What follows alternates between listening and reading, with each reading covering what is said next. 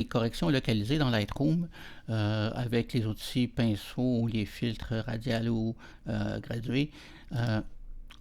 On a dans la photo des petits points gris qui représentent les réglages. Alors ici on en voit un, donc ça s'affiche ici et on a les réglages correspondants ici, donc monter l'exposition. Ici on en a un autre sur qui monter l'exposition aussi. On les cherche souvent. Hop, il y en a un là.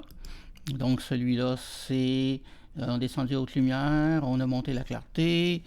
Il y en a un autre en haut ici. Donc à ce moment-là, on voit, donc si on met notre souris sur le point, on voit où ça s'applique. Et si on clique, on voit les réglages ici. Donc baisser l'exposition. Alors on a comme ça un certain nombre de points. Et le problème avec ça, c'est qu'on les cherche. L'historique nous dit, lorsqu'on voit ajouter des contours plusieurs fois, à ce moment-là, ça peut nous donner un indice qu'il y en a, mais ça ne nous aide pas beaucoup à trouver où est-ce qu'ils sont.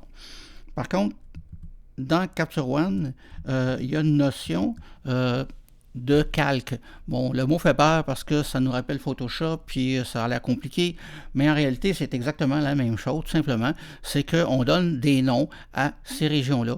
Donc, si je fais ici, j'ai donné un nom dégradé en bas, alors la meilleure façon, c'est dans l'affichage, calque, visibilité du masque, toujours afficher le masque.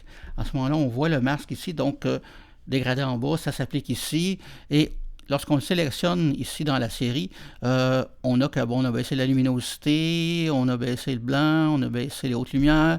Alors ça nous dit exactement ce qu'on a fait. On a aussi changé la température couleur. Si je clique ici, alors ça c'est la section en arrière ici qui est trop claire. Donc on a baissé beaucoup les hautes lumières, baissé la luminosité. Ici sur les visages, donc ça s'affecte la section en rouge, donc on a monté la luminosité, on a changé un petit peu la température couleur. Sur les fruits, alors on a ici donc mode et off, on n'a rien fait sur la balance de blanc, on a monté un petit peu la luminosité, on a monté la clarté.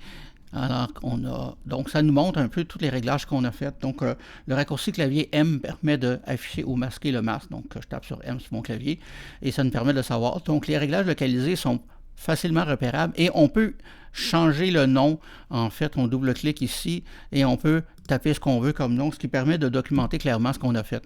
Alors, il n'y a pas d'historique dans Capture One, mais avec les calques, donc on utilise généralement, on crée un calque simplement et on fait nos fonctions. Donc à chaque fois qu'on met un masque, donc c'est ici le petit plus, donc on peut créer ici des calques, nouveau calque de réglage, nouveau calque. Alors, les corrections, ça se fait tout seul quand on utilise les outils correcteurs. Et puis, on peut créer maintenant un calque rempli ou vierge, donc un calque qui s'applique partout ou nulle part. S'il s'applique nulle part, ben, on prend le pinceau pour peinturer les endroits où on veut qu'il s'applique. Et s'il s'applique partout, ben, à ce moment-là, ça permet de documenter certains réglages qu'on a faits séparément.